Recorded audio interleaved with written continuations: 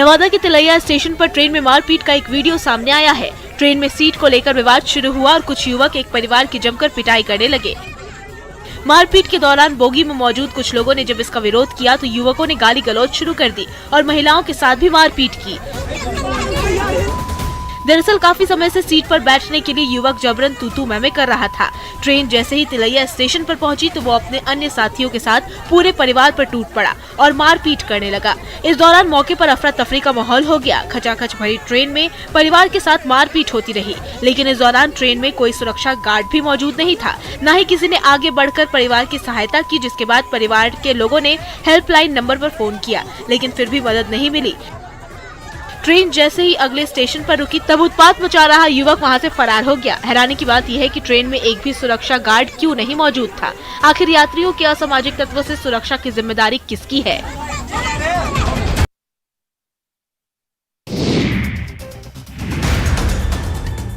शराबबंदी कानून को धरातल पर उतारने के लिए पुलिस इन दिनों खोजी कुत्ता के साथ जंगली इलाके और रिहायशी इलाकों में सर्च अभियान चला रही है।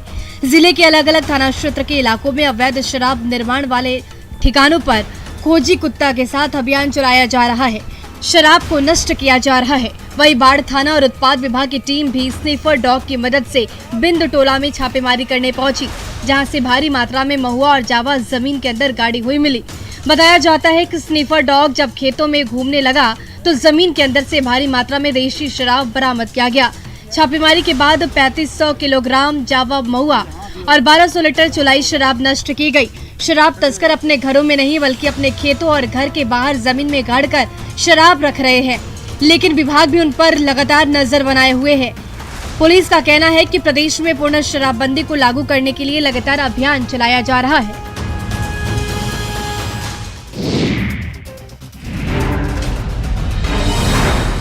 कटिहार के फलका थाना के रंगकोल में हुए गैंगवार में कुख्यात प्रीतम यादव की हत्या कर दी गई।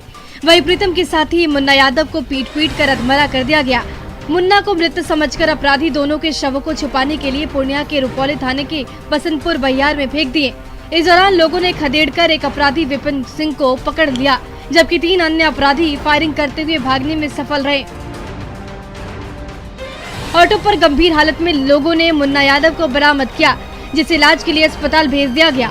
अपराधी विपिन सिंह को गिरफ्तार करके उससे पूछताछ की जा रही है। वहीं मामले में रुपौली थाना प्रभारी महादेव कामत ने कहा कि स्थानीय लोगों की सूचना पर वे लोग घटनास्थल पर पहुंचे तो देखा कि कुछ अपराधी ने प्रीतम यादव की हत्या कर उसके शव को रुपौली के बसंतपुर बहियार में फेंक दिया था, जिसके बाद अपराधी विपिन सिंह को गिरफ्तार कर उससे पूछताछ की जा रही है और जल्द ही पूरे मामले का खुलासा कर दिया जाएगा।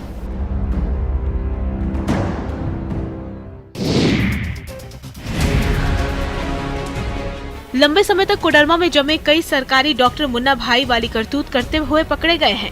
ऐसे 12 सरकारी MBBS डॉक्टर चिन्हित किए गए हैं, जिनका कई महीने पहले ही कोडरमा से दूसरे जिले में ट्रांसफर हो चुका है। बावजूद इसके ये लोग अभी तक बायोमेट्रिक हाजिरी कोडरमा जिले से ही बना रहे हैं। साथ ही ट्रांसफर वाले जिले में नहीं रहकर वहां की स्वास्थ्य व्यवस्था से खिलवाड़ कर रहे हैं। इनमें से अधिकतर डॉक्टर या तो कोडरमा में अपना घर बना चुके हैं या वहीं निजी क्लिनिक भी चलाने का उन पर आरोप है। उपायुक्त आदित्य रंजन ने कोडरमा से बायोमेट्रिक के जरिए दूसरे जिले में अपनी उपस्थिति दर्ज कराने वाले 12 चिकित्सकों को चिन्हित करते हुए उनके खिलाफ विभाग को सूचित किया है। ये सभी 12 सरकारी डॉक्टर या तो कोडरमा के सदर अस्पताल में बायोमेट्रिक के जरिए अपनी हाजिरी बनाते थे। डीसी ने बताया कि इसकी सूचना विभाग को दी गई है और अगर दूसरे जिलों में भी इस तरह का अभियान चले तो कोडरमा में तैनात डॉक्टरों की सही स्थिति का पता लग पाएगा। उन्होंने डॉक्टरों की इस हरकत को गलत करार दिया है।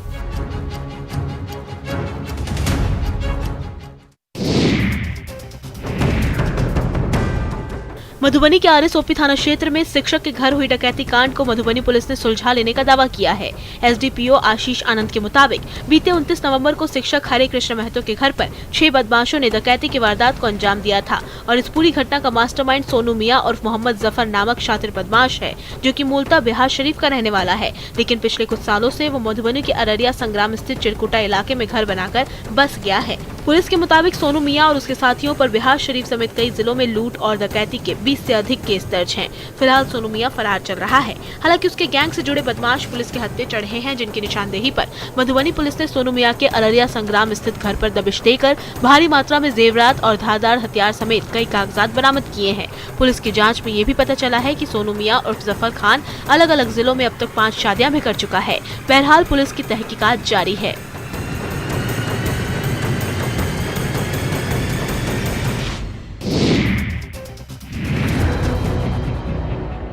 रामगढ़ के गांव-गांव में उत्पात मचा रहे हाथियों के झुंड ने मेहनतकश किसानों की नाक में दम कर रखा है। वेस्ट बोकारो के नावाडी गांव में हरी भरी फसल रौंदने के बाद गजराज का काफिला गोला के छोटकी डूंडी गांव आ थमका। यहाँ भी मदमस्त हाथियों ने धान की फसल को भारी भरकम पांव से बर्बाद कर दिया।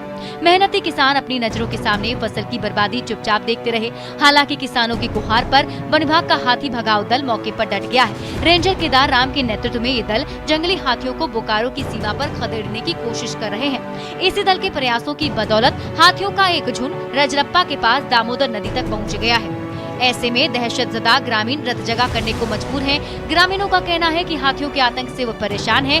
हाथी उनकी फसलों को रौंदकर बर्बाद कर देते हैं। साथ ही साथ हाथी गांव में आकर घरों को तोड़ देते हैं, जिससे वो बेघर हो जा रहे हैं। ग्रामीण वन विभाग से हाथी को खदेड़ने की गुहार लगा रहे हैं।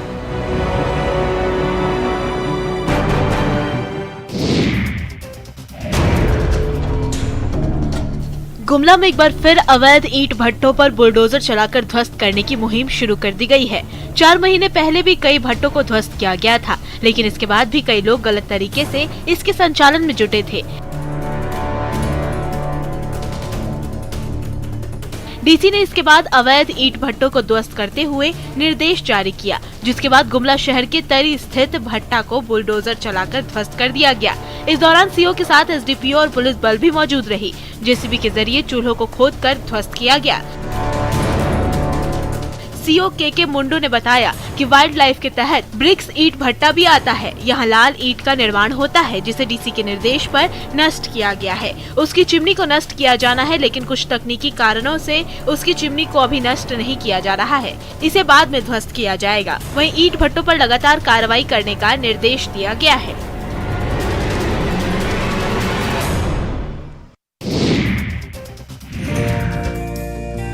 स्वास्थ्य विभाग द्वारा अब मुंगेर में ही कैंसर पीड़ित मरीजों की स्क्रीनिंग की शुरुआत की जा रही है। स्क्रीनिंग के दौरान कैंसर के संदिग्ध केस की पहचान होगी।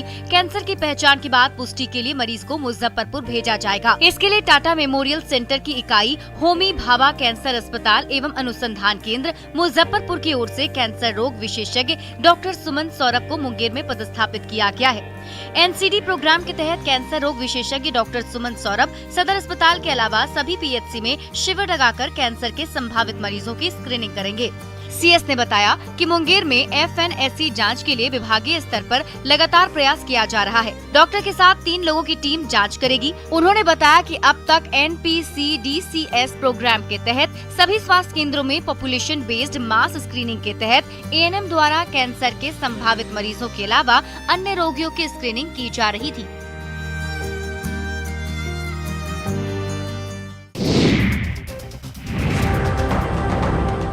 झारखंड की सांस्कृतिक धरोहर टैगोर हिल की पहचान मिटाने की कोशिश जारी है। 111 साल पुराने ऐतिहासिक धरोहर पर भूमाफिया ने कब्जा कर लिया और स्थानीय लोगों के मुताबिक करीब 1 साल से दिन रात ये पत्थर काटे जा रहे हैं। जानकारी के अनुसार माफियाओं ने इलाके के पेड़ काट दिए और अब धीरे धीरे पहाड़ काटे जा रहे हैं। इस मामले के खुलासे के बाद डीसी ने बड़गई सीओ को आदेश देते हुए जांच की रिपोर्ट मांगी। जांच में पहाड़ काटने और अतिक्रमण की पुष्टि होने पर कार्रवाई की जाएगी। वहीं स्थानीय लोगों ने भी पत्थर की अवैध कटाई पर नाराजगी जताई है। मौजूदा वक्त में टैगोर हिल का कोई केयर टेकर तक नहीं है और न ही यहाँ कोई गार्ड तैनात है। यहाँ आने वाली लड़कियाँ और महिलाएं खुद को असुरक्षित महसूस करती हैं। सरकार की लापरवाही की वजह से झारखंड का इतना महत्वपूर्ण धरोहर दम तो तोड़ ही रहा है। जो बची कुची कसर है उसे भूमाफिया पूरा कर रहे हैं। इन तस्वीरों में साफ दिखाई दे रहा है किस तरह पहाड़ को काटकर भूमाफिया जमीन पर कब्जा कर रहे हैं और जमीन को भी समतल बना रहे हैं।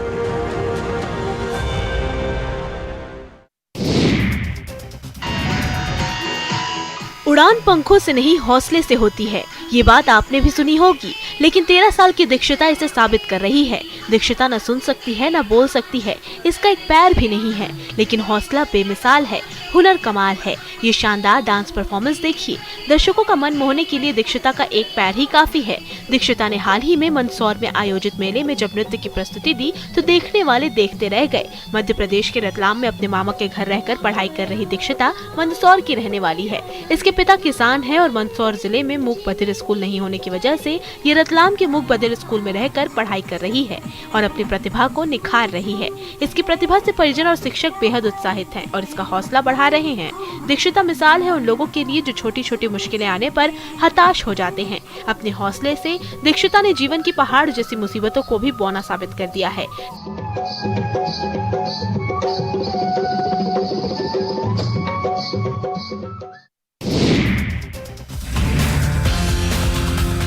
पटना के ज्ञान भवन में 7वें India international mega trade fair का आयोजन किया गया है। यहाँ 25,000 उत्पाद एक छत के नीचे उपलब्ध हैं। 10 देशों और भारत के अलग अलग राज्यों से आए लोगों ने अपने अपने स्टॉल लगाए हैं और ज्ञान भवन में लगा मेगा ट्रेड फेयर इन दिनों लोगों को खूब आकर्षित कर रहा है। वजह है देश विदेश से लोगों का यहाँ आकर सामान बेचना। अफगानिस्तान के मशहूर ड्राई फ्रूट्स पटना में भी धमाल मचा रहे हैं। अंजीर, बादाम और खजूर को लोग खूब पसंद कर रहे हैं। खाने का सामान तो आपने देख लिया, अब आपको लिए चलते हैं फूलों के स्टॉल पर। महाराष्ट्र के पुणे से आए ये सुंदर सुंदर फूल आपके घरों की सुंदरता में 4 चांद लगा देंगे।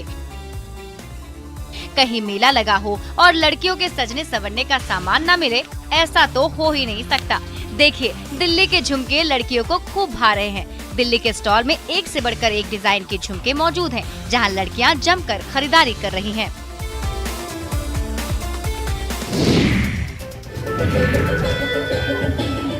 बोकारो में बोकारो स्टील के CSR विभाग की ओर से हैप्पी स्ट्रीट का आयोजन किया गया। इस दौरान सेक्टर 4 के गांधी चौक के पास से बोकारो मॉल तक लोग सड़क पर जुटे और जमकर मौज मस्ती की। इस दौरान पारंपरिक नृत्य के साथ ही योग अभ्यास और कई तरह के कार्यक्रमों की प्रस्तुति की गई। बोकारो के लोगों के लिए स्वस्थ रहने और अपनी कला की प्रस्तुति करने का ये एक बेहतर माध्यम नजर आया। इस दौरान बोकारो वासियों को स्वस्थ और तंदुरुस्त रहने का भी संदेश दिया गया। दरअसल बोकारो के लोगों के लिए स्वस्थ रहने और अपनी कला की प्रस्तुति करने का एक बेहतर माध्यम बनकर सामने आया है। बच्चे और युवा अपने तरीके से मनमोहक प्रस्तुति देकर लोगों को अपनी ओर आकर्षित कर रहे हैं। छोटी छोटी बच्चियां झारखंडी गानों पर प्रस्तुति देती नजर आई। लोगों ने भी कहा कि ये बोकारो के लिए बेहतर प्रयास है। सभी रविवार के दिन सड़क पर उतरकर अपने आप को स्वस्थ और तंदुरुस्त रख सकते हैं और अपनी कला को भी लोगों के सामने प्रस्तुत कर सकते हैं।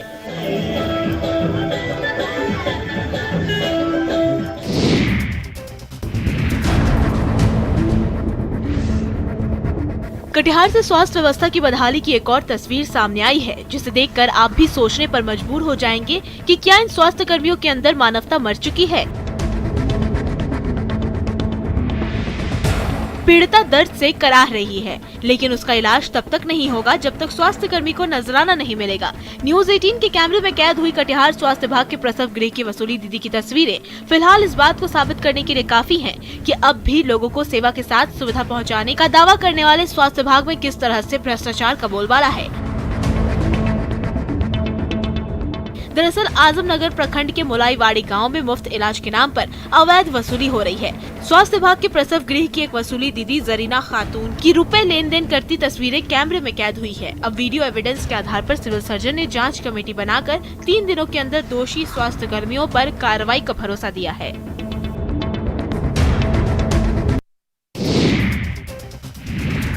पूर्णिया में अपराधियों के हौसले किस कदर बुलंद है, ये इन तस्वीरों को देखकर समझा जा सकता है। यहाँ दिन दहाड़े चोर महिला की चेन छीनकर फरार हो जाते हैं। मामला खजाची थाना क्षेत्र के नवरत्न मोहल्ला का है। इस घटना का CCTV फुटेज भी सामने आया है। तस्वीरों में भी साफ देखा जा सकता है कि महिला गली से जा रही है, तभी वहाँ पहले से घात लगाए 2 बाइक सवार युवक में से अचानक एक युवक उतरता है और महिला के पास जाता है। फिर उन्हें धक्का देकर जबरन उसके गले से सोने की चेन छीन लेता है और उसी बाइक पर बैठकर फरार हो जाता है।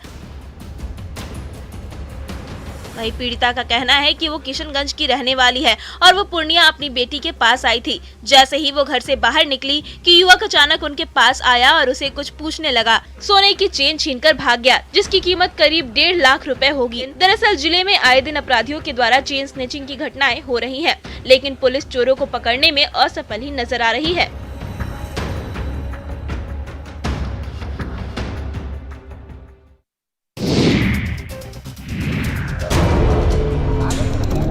गजराज अपने भारी भरकम शरीर के लिए जाने जाते हैं और अगर गजराज कुएं में गिर जाए तो उसे निकालना बेहद ही मुश्किल हो जाता है। लोग गजराज के पास आने से भी डरते हैं, तो उसकी मदद करना तो दूर की बात है। ऐसा ही किस्सा कर्नाटक के रामनगर जिले के अम्मालिडोड्डी गांव से सामने आया, जहां एक हाथी धान के खेत में बने कुएं में गिर गया और इसे बाहर निकालने के लिए काफी परेशानियों का सामना करना पड़ा। दरअसल एक जंगली हाथी गलती से कुएं में गिर पड़ता है। जब एक किसान की नजर उस पर पड़ती है तो वो अधिकारियों को इसकी सूचना देता है, जिसके बाद अधिकारी और ग्रामीण वहां पहुंचते हैं और हाथी की मदद करने की कोशिश की जाती है, पर उनके किसी तरह के प्रयास से पहले हाथी खुद ब खुद कुएं से बाहर आ जाता है। तस्वीरों में आप देख सकते हैं कि हाथी लगातार कुएं से बाहर निकलने और परेशानियों को मात देने की कोशिश कर रहा है और कई बार की कोशिश के बाद वो कुएं से बाहर आ जाता है और सीधा जंगल की ओर भाग जाता है।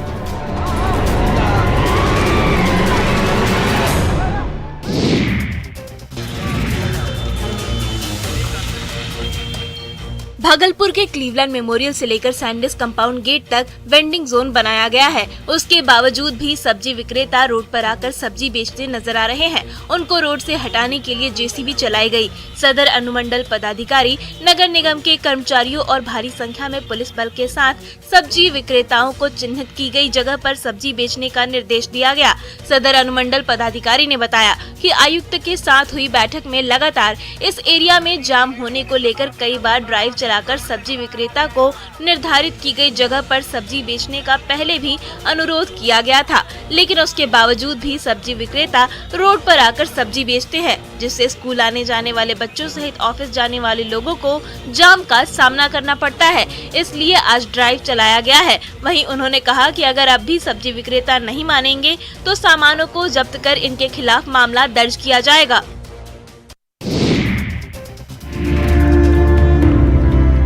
जहां दिव्यांगों को सम्मान देने के लिए विश्व दिव्यांग दिवस मनाया जा रहा है, वहीं रांची में पूरे राज्य से जुटे दिव्यांग 8 दिनों से आंदोलन पर डटे हैं। बुनियादी सुविधा से वंचित ये लोग बार बार राज्यपाल से लेकर मुख्यमंत्री का दरवाजा खटखटा रहे हैं, लेकिन कोई सुनने वाला तक नहीं है। आंदोलन में डटे दिव्यांगों की अपनी परेशानी है। किसी को वेतन नहीं मिलने की शिकायत करने पर नौकरी से हटा दिया गया, तो किसी को राजधानी में मांग के बाद भी कोई विशेष सुविधा नहीं मिल पाती है। वहीं आंदोलनकारी ने बताया कि कई जगह पर उन्हें काम करने के बाद भी वेतन नहीं दिया जाता है और अगर उनकी शिकायत की जाए तो उन्हें नौकरी से निकालने की धमकी मिलती है। वहीं दिव्यांगों में से भी ऐसे कई वर्ग हैं फिलहाल जिन्हें शिक्षा से लेकर नौकरी से वंचित किया गया है। सड़क पर उतरे आंदोलनकारियों ने सरकार पर चुनावी वादे से पीछे हटने का आरोप लगाया, साथ ही इसकी अनदेखी करने पर खराब नतीजे भुगतने का भी अल्टीमेटम दिया है।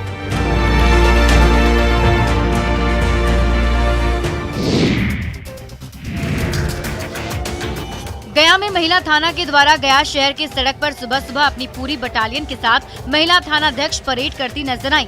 महिलाओं के विरुद्ध हिंसा और भेदभाव को रोकने के लिए महिला थाना की तरफ से एक रैली का आयोजन किया गया, जिसकी शुरुआत गांधी मैदान से की गई। इस रैली में वन स्टॉप सेंटर की पदाधिकारी आरती कुमारी भी मौजूद थी। इस दौरान महिला थाना अध्यक्ष के द्वारा महिलाओं और युवतियों को उनके हित के कानून की जानकारी दी गई। इसके साथ वर्कशॉप का आयोजन करके उनके अधिकारों के प्रति उन्हें जागरूक किया गया। इसके अलावा बैनर एवं पोस्टर के माध्यम से सड़क पर एक रैली निकाली गई, जिसमें महिलाओं को देने वाली सहायता संस्थानों जैसे महिला हेल्प डेस्क 112 नंबर 1098 का प्रचार प्रसार भी किया गया। इस अवसर पर थाना अध्यक्ष महिला थाना रवि रंजना कुमारी द्वारा महिलाओं के वर्क प्लेस पर हो रहे यौन उत्पीड़न से संबंधित हिंसा के संबंध में जागरूक किया। इस रैली का उद्देश्य था कि महिलाएं अपने हक के लिए आवाज उठा सकें।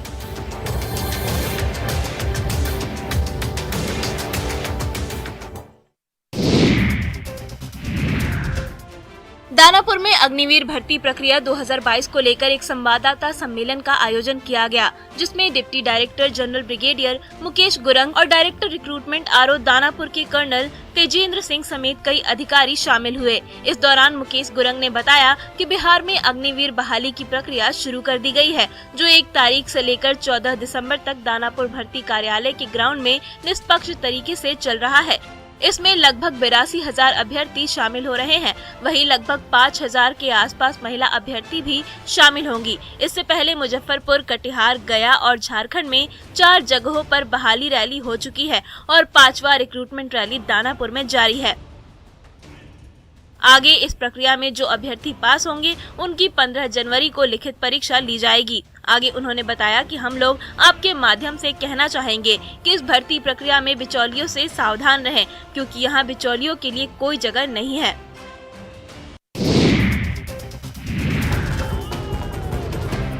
पाकुड़ के पचवाड़ा सेंट्रल कोल ब्लॉक में 7 साल बाद कोयले का खनन और परिवहन का कार्य शुरू हुआ। अमड़ापाड़ा ब्लॉक में माइनिंग क्षेत्र कढ़ालटी गांव में दिलीप बिल्डकॉन और पंजाब स्टेट पावर कॉर्पोरेशन के अधिकारियों ने विस्थापित ग्रामीणों और ग्राम प्रधानों की मौजूदगी में विधिवत पूजन अर्चन किया, जिसके बाद माइनिंग से लोडिंग का काम शुरू किया गया। डीबीएल के वाइस प्रेसिडेंट्स और माइंस इंचार्ज ने भूमि पूजन कर ग्राम प्रधानों के साथ कोयले से लदे डंपर को हरी झंडी दिखाकर रेलवे साइडिंग पाकुड़ के लिए रवाना किया। 7 साल बाद कोयला खदान चालू होने से स्थानीय विस्थापित ग्रामीण, ट्रांसपोर्टर्स और आम जनता के चेहरे पर खुशी नजर आई। प्रबंधन ने कहा कि विस्थापित ग्रामीणों को विश्वास में लेकर यहां 30 साल तक खनन और परिवहन का काम किया जाएगा। CSR के तहत निर्धारित मापदंडों का कंपनी 100% पालन करेगी और जनता के हित को ध्यान में रखकर आगे का काम किया जाएगा।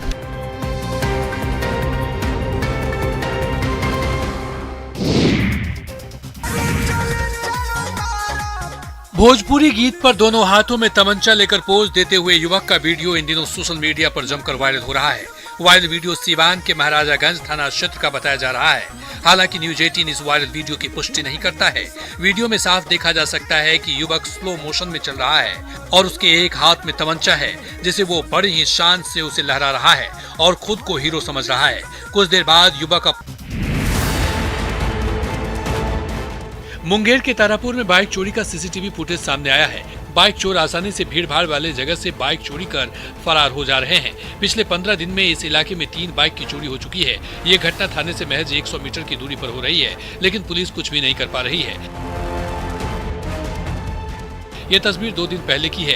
तस्वीर में साफ देखा जा सकता है कि चोर आराम से बाइक की चोरी कर निकल जाता है। सीसीटीवी फुटेज देखने से पता चलता है कि वाहन चोर काफी स्मार्ट, बहुत तेज और पेशेवर है। उसके पास मास्टर चाबी है, जो वाहन में लगाते ही लॉक खुल जाता है, लेकिन जब बाइक उससे स्टार्ट नहीं हुई तो उसे धकेल कर ही लेकर चंपत हो गया। बताया जा रहा है कि लेवाडी के तृप्ति मोहन यादव बाइक रोड पर लगाकर दुकान में गए थे।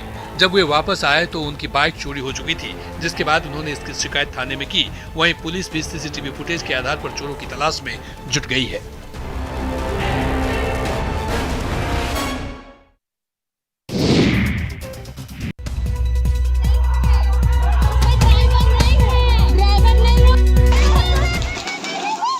channels, 15 languages, 20 कर चोरी की घटना को अंजाम दिया।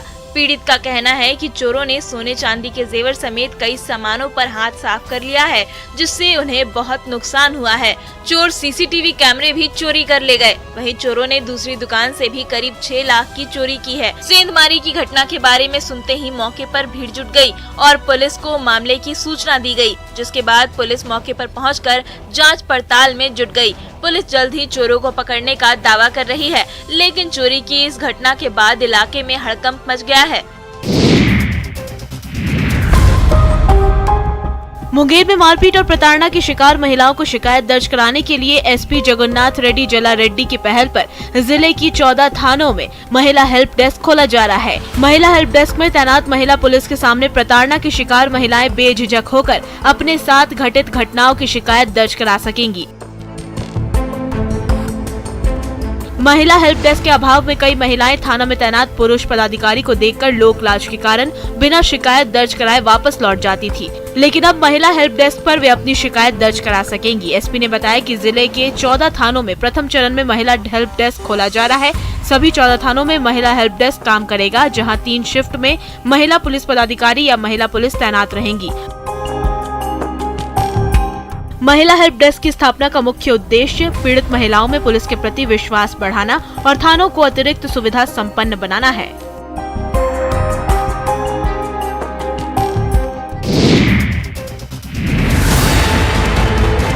दिल्ली के महरौली इलाके में हुए श्रद्धा हत्याकांड में रोज नए खुलासे हो रहे हैं। इस बीच जानकारी ये मिल रही है कि साल 2020 में श्रद्धा ने मुंबई पुलिस को चिट्ठी लिखकर आफ्ताब की शिकायत की थी। श्रद्धा ने कहा था कि आफ्ताब मुझे जान से मारकर मेरे टुकड़े करने की धमकी देता है। चिट्ठी में श्रद्धा ने लिखा था कि आफ्ताब ने उसे बुरी तरह पीटा था। जिसके बाद उसको अस्पताल में भर्ती कराना पड़ा था। इसके बाद दोनों का ब्रेकअप हो गया था। मुंबई पुलिस को लिखी चिट्ठी में श्रद्धा ने ये कहा था कि आफ्ताब सुसाइड करने की धमकी भी देता था, जिससे वो डर जाती थी। हालांकि बाद में श्रद्धा ने आफ्ताब से माफी मांग ली थी, जिसके बाद दोनों फिर से साथ रहने लगे थे। वहीं दिल्ली पुलिस ने श्रद्धा के पूर्व रिपोर्टिंग मैनेजर करण बरार को दिल्ली बुलाया है। मुंबई पुलिस